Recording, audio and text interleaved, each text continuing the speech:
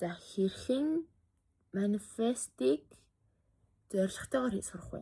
За манифестын суурь ойлголтыг юу вэ гэхээр бид нар өөрөө өөрсдөө амьдралыг өөрсдөө бүтээж яадаг. Бид нар тохиолдож байгаа бүх зүйлүүдтэй бид нар амьдралаар манифест хийж яадаг. Тэгээд таны мэдгүй байсан, мэдчихсэн чинь ямар ч хамаагүй бидний бодлоороо, энергиэрээ, сэтгэл хөдлөлөөрөө өдөр болгон ирээдүгөө манифест хийж яадаг. Тэгээд таны яг одоогийн байгаа нөхцөл чинь таны өнгөрсөн дэх таны бодож исэн бодлоод, хийж исэн үйлдэлүүд, мэдэрч исэн сэтгэл хөдлөлийн чинь үр дүн та яг өнөөдөр гэсэн. Би энэ манифестыг амар их сонирхоод энэ үнэхээр үнэн болов уу? Бид нар яг үнэхээр тэгж амьдрэх юм болов уу? Хүмүүс бид нар өөрийнхөө амьдралыг тэг үнэхээр удирдаад явах хүчтэй юм гэж хүртэл бодоход хүрсэн гэсэн үг. Энэ би яагаад хувь тайланч байдаг юм уу? Ингээл надаас ингээд эргэн тойронд болж байгаа зүйлүүд надаас юусэн хамаарахгүй, надаас юусэн хамаагүй надад тохиолдод байгаа гэж ойлгосон байхгүй юу? Би өөрийнхөө хамгийн анхны манифест хийжсэн явдлаа хуваалцахаар шийдлээ.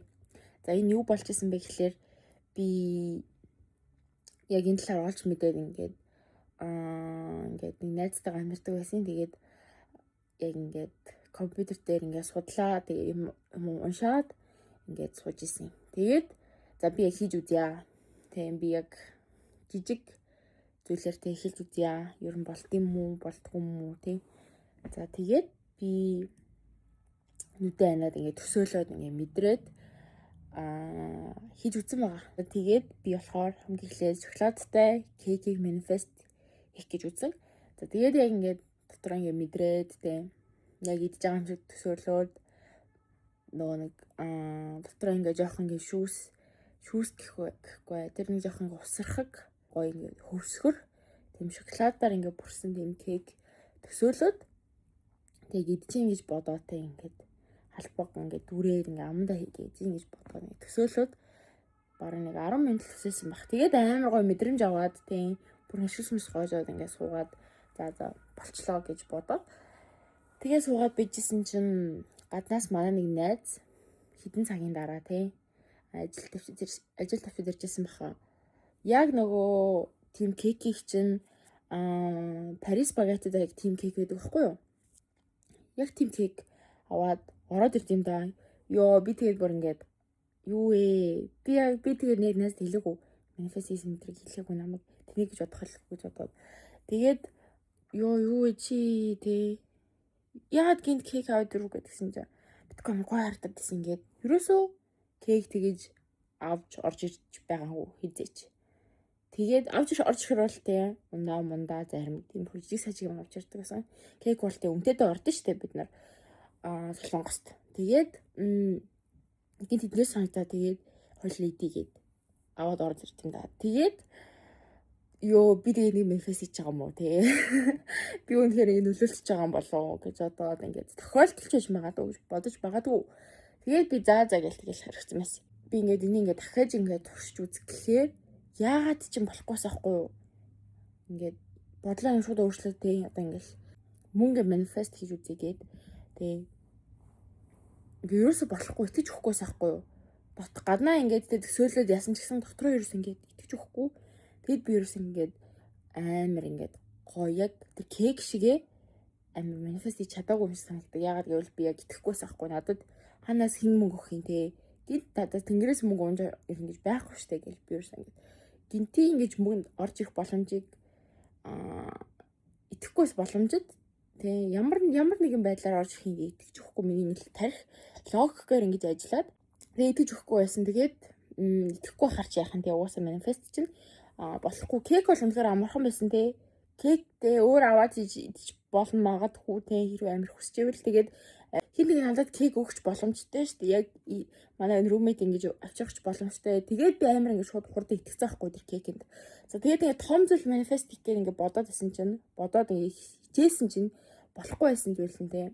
Дотоод зөрчилтэй миний итгэл үнэмшил тийм тэр хинжээ том байгаагүй гэсэн зүйл байгаа байхгүй. За тэгээд би ингээд тэр цагаас хойш те ингээд хичээсэн чинь ингээд болохгүй. Гэхдээ энэ жижиг сажиг те кофе юм ингээд ухамсаа ингээ ууж байгаагаар ингээ заримдаа бодоо тэг эсвэл ингээд метроны суудлч гэдэг юм уу те. Ямар нэгэн мазтай байлуудаар ингээд ер нь жижиг сажиг зүйл манифест хийж болох юм байна гэд өөрхөн амтан. Тэгээ жижиг сажиг зүйлүүдээ өөрхөн манифест гэдэг байгаа мөртлөө том зүйлүүдээ нэг манифест хийж чадахгүй айгүй удаан явсан. Манифест хийх хүсч хамгийн чухал зүйл маань юу гэхээр орлого асахгүй. Тэгээд би ингээд орлогоо ингээд нэмэгдүүлэхийн тулд би орлогоо олон их өсөлттэй болоод ямар нэгэн байдлаар би хүмүүстэй гоё үн цэнэгөөтэй ингээд гоё орлогоо ингээд нэммээр байна гэдэг бодлоор үйлдэл авч ирсэн байна. За тэрнээс өмнө би бол ерөөсөө үйлдэл аваагүй бүр ингээд тэнгэрээс мөнгө уунж ирэхийг хүсээд ингээд хүссэн ч тэнд ингээд өөрөө итгэхгүй байсан болохоор манифест маань идэж бэлэг байхгүй. Юу болсон бэ гэхээр би ингээд анзаараад амьдралаа ингээд өнгөрснөө ингээд бодоод үзсэн чинь ямар би ер нь ингээд өдөр болгон л угаасаа ингээд хүн юм боддог. Хүн мэдрэмж авдаг, тийм муухай мэдрэмж авдаг, гоё мэдрэмж авдаг. Тэгээ яаж яхад эмхтэй хүн чинь ингээд мэдрэмж нь ингээд заримдаа ингээд гормоны өрсөлдөж шалтгаалаад ингээд удаа гадаа ингээд орж гарan байдаг штеп. Тэгэхээр тэр үеүүдэд би тэг муухай мэдрэмж авмааргүй байх чинь би ингээд муухай мэдрэмж аваа. Тэг хэд хоногийн дараа дахиад тэр муухай мэдрэмж авсан мэдрэмжээ би ингээд дахиад мэдэрч байгаа байхгүй юу. Яагаад гэвэл би тэр манифест хийж байгаа гэсэн үг. Тэгээ би ингээд энэ бүгд ингээд анзаараад үзээд за би тэгвэл яагаад би ингээд сайн сайхан зүйлийг манифест хийх нь бол би ингээд юу вэ? Дандаа яаж жаргалтай гоо сайхан байх юм уу гэж бодоод тэгээ хаагаад үзсэн чинь за басгүй. Даалт оюун ухаан санаандах тэл үнэмшилтээр ингээд амар суйрлж ингэж явдаг гэсэн үг юм байлээ. Би яаж хэлсэн бэ гэхээр за би ингээд дутагшаага амар ухаж хэлсэн те. Дотоод шарах юу вэ? Дотоод трама юу вэ? Гэр бүлийн асуудал, найз нөхдийн асуудал, 10 жил болсон зүйл те. Тэсэрлэгт болсон зүйл одоо хүртэл санаад те. Намайг тухгүй байдал оруулж байгаа зүйлүүд юу вэ гэдээ би бүх тэр зүйлүүдээ ингэж хайж үзээд ер нь өөр дээр амар их удаа хугацаанд турш ажилласан гэсэн үг. Тэгээ би нэг хэсэг сошиал медиад ерөөсөө идэвхтэй байгаагүй учраас би ингээ өөрийгөө сонсож өөрийнхөө бодлыг ойлгох гэж маш их хичээгээд ингээд гадагшаа ерөөсөө ингэж энерги зарцуулаагүй би бүх энерги ингээ өөртөө зарцуулсан гэсэн үг. Тэгээд би ингээ тэр шархлуудыг ингэж онгойлгож үзээд тэгээд миний энэ би тэмдэглэлийн фильтр ингэж байн хөтэлдэг. Яг одоо энэ тэмдэглэлийн фильтрийг хөтэлж байгаа. Айл ийш шахаад амархан жижигэн болохоор. За тэгээд би тэгээд энэ тэмдэглэлийн фильтр дээрээ бүх бодлоо, бүх зүйлүүдээ ингэж бичээд тийм ууралж гинүү, тийм уйлж гинүү, гомдсон байна уу бүх зүйлээ би тэмдэглэлийн фильтр ингэж бичиж гаргадаг. Тэгээд би тэрийг бичснээ ингээд дараа нь ингээд яг бичснийхаа дараа ингээд уншихаар энэ чинь өнгөрсөн үеийн болоод тэрнээс шалтгаалсан биз дээ. Тэгээд бас би энэ травматайсан юм биш үү? Би энэ зүйл амар гомдож би тийм зүйлд амар дургуун биш үү? Би ийм юм боддог байсан гэж үү? Би ер нь ийм хүн байсан гэж үү гэд би ингээд өөрийнхөө талаар амар их зүйлийг энэ тэмдэглэлийн дотрээсээ олж мэдчих авсан. Учир нь бид нар ингээд тархин дотор ингээд өдөр болго амьдарч байгаа мөртлөө ерөөсөө энийг ингээд мэдтгүү.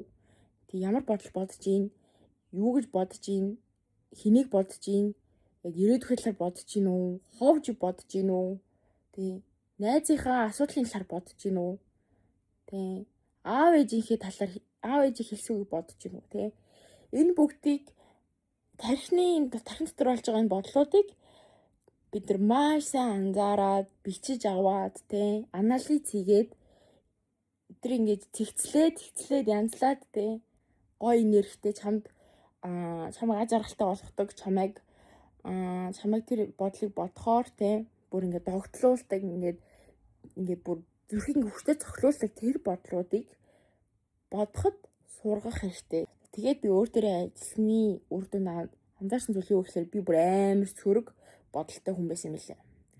За ингээчүүл яана. Тэг ингээчүүл болохгүй штэ. Бүтэхгүй хаа. Өөртөө ямар ч тэтгэлгүй байсан юм билээ би. Би ингэж хүний өмнө ингэж гарч ярьж амар чадахгүй. Би амар худлаа гаднаа ингэж амар худлаа зоригтой, өөртөө итгэлтэй харагддаг байсан мөртлөө яг дотроо бүр ингэж салгалаад ингэ бүр чичиржсэн тийм тохиолдлууд амар их байдаг. Худлаа ингэж гаднаа ингээ өөртөө итгэлтэй дүрсгээд байсан юм бэ гэдэг талаар ингээ хүртэл бодоод үзэхээр бүгд тэгээ баагт байсан бусдын доор орохгүй тэгээ доороо харагдахгүй гэсэн тийм нийгмийн тэгээ гэр бүлийн ч юм уу тийм үзэс бодлууд миний тархинд бүр амар олон хар мянгаараа байсан гэх юм. За тэгээд би ингээ тэр бүгдийг анзаараад ойлгоод тэр бүх бодолтойгоо ингээ суугаад Энэ бүгд зүгээрээ энэ яг миний жинхэнэ бодол биш. Би яг юм хүн биш. Би нэг өөрчилж чадна. Би өөрчилж болно. Бүх зүйл өөрчлөгдөх боломжтой.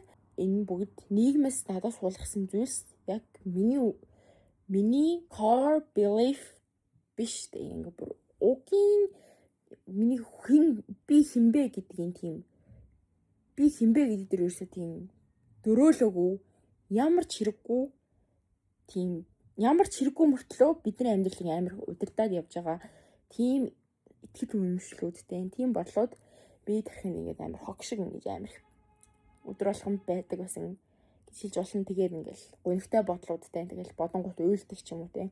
Тэгэл ингээ муухай мэдрэмж аваад гуниглахаар ингээд юм хүн бүтдэггүй ч юм уу те. Тийм явдлууд амар их байдаг гэсэн. Тэгэхээр та нар ч гэсэн яг ингээд яг манифест хийж сурахыг хүсч манифест хийгээд яг амьдралаа өөрчлөх хүсвэл өөр дээрээ ажил тэмдэглэл хөтөл бодлоо зэгцэл. За тэгээд дахиад нэг миний нэг амар том манифест хийсэн зүйл юу гэхээр Парист аялсан явдлага. За би Emily in Paris гэдэг Netflix-ээр гардаг шоунд амар дуртай. Би бүх ангийн 2 удаа үзсэн. Би амар хаялах дуртай. Тэгээд Европ бол миний мөрөөдлийн орн байсан. Тэгээд би Парис дээр Eiffel цамхаг бол миний угсаа багын мөрөөдлөөсөн. Тэгээд би яг мөрөөдлөө ингээд хэдхэн 7 хоногийн өмнө ингээд билүүлсэн.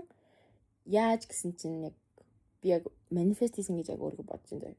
Би ерөөсөн хизээч энэ одоо хичээлийнхаа амралтаар би ингээд Европоор ингээд аялна гэж төсөөлөөгүй. Хизээч төсөөлөөгүй байсан.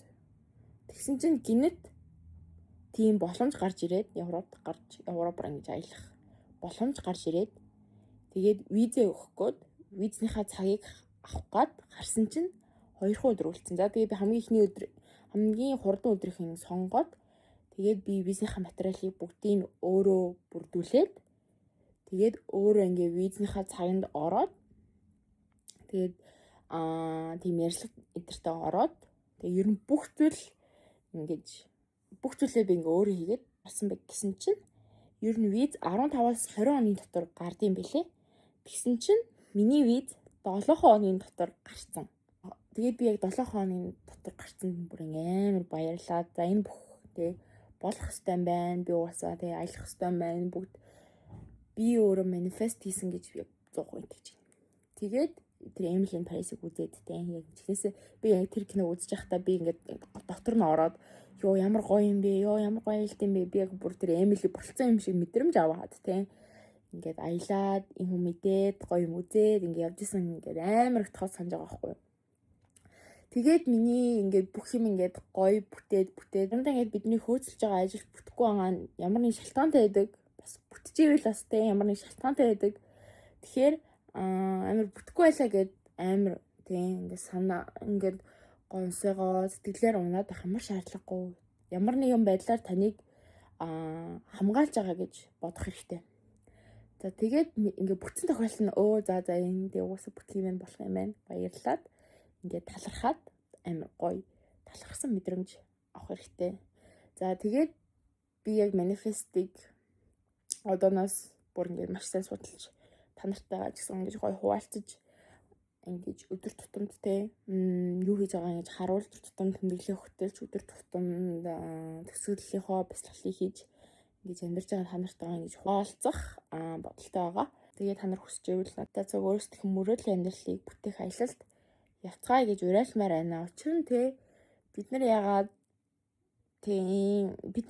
сайхан амьдарч болохгүй гэж би яагаад сайхан амьдарч болохгүй гэж би яагаад баян болж болохгүй гэж та яагаад баян болж болохгүй гэж та юугаараа дутсан юм? Та адилхан л хөөрхөн үзэсгэлэнтэй эрүүл сарвал яагаад үгүй гэж өдөр болгон өөртөө хэлжтэй. Би ч гэсэн хүртэх хэрэгтэй, би ч гэсэн сайхан амьдрах хэрэгтэй, би ч гэсэн хүссэн болгоно өөрийн болох хэрэгтэй. Ганц амьдарч байгаа юм чи тэ. Тэгэж бодож жоохон өөрийгөө нэгт тавьж өөрийнхөө сайхны төлөө жоохон шуналтай амьдрах нь ямар ч хүнд чохирлгүй харин ч бүр таны эргэн тойрны хүмүүс давуу талтай. Хэрвээ та ингэ боддоо ингээд өөрийнхөө зорилгын төлөө яваад өөрийгөө хайрлаад өөрийгөө нэг тавиад ялангуяа эмэгтэй хүн энийг үзэж байгаа бол айлын ээж хүн гэдэг чинь амар чухал. Ээж урт байвал тийм бүгд нэг сонирн байдаг тийм. Ээж гонигтай байвал нэг л тийм эвгүй. Тэгэхээр таны сэтгэл хөдлөл, таны өөрийгөө хайрлаж байгаа, өөрөө өөртөө харилцах харилцаа чинь амар чухал шүү. Тэгэхээр та үндсэндээ та чухал хүн, та ингэж эргэн тойрны хүмүүст амар нөлөөлж байгаа гэдгээ ингэж амар ухамсарлаж тийм амьдрах хэрэгтэй. Тэгээд та баяжчвал тийм таны эргэн тойронд хүмүүс, таны хамаатан садан, таны найзууд ч гэсэн сайн сайхан амьдран. Гудамжинд явж байгаа танихгүй хүнд та inspiration, урам зориг, motivation өгч чадна гэсэн үг. За тэгээ энэ бичлэгээс нэг л зүйлийг өгье гэвэл би өөрийгөө нэг тавиараа гэдэг зүйлийг өгмөр байна. Өөрийгөө нэг тавиараа гэдэг зүйлийг хэлмээр байна. Ямар ч тийм хүн байсан та сайн сайхан бүхнийг хүртэх хэрэгтэй, хайр хүртэх хэрэгтэй, мөнгө хүртэх хэрэгтэй, аз жаргал хүртэх хэрэгтэй, аз хүртэх хэрэгтэй, дэлхийд дээр байгаа сайн сайхан бүхнийг хүртэх хэрэгтэй хүн шүү гэдгээ өөртөө өдөр болгон сануулаарай. За тэгээд дараагийн бичлэгээр уулзлаа. Bye.